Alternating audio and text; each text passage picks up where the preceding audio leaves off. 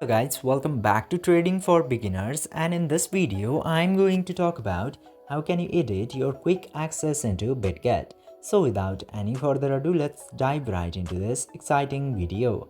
Now in order to do that, you just simply have to open your Bitget application. And after opening the Bitget, you will get to see this icon into the top left corner. Just simply tap to that icon, and after that you will get this page of quick access. Now you just simply have to tap into this edit button in order to edit the quick access. Just simply tap to edit, and after that you can add 7 quick accesses into here.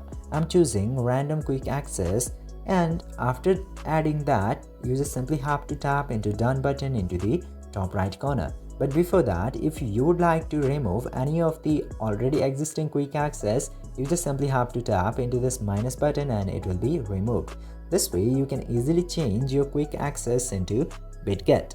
I hope this video was informative for you. If yes, don't forget to like, share and subscribe to the channel to never miss another update. Thank you for watching this video.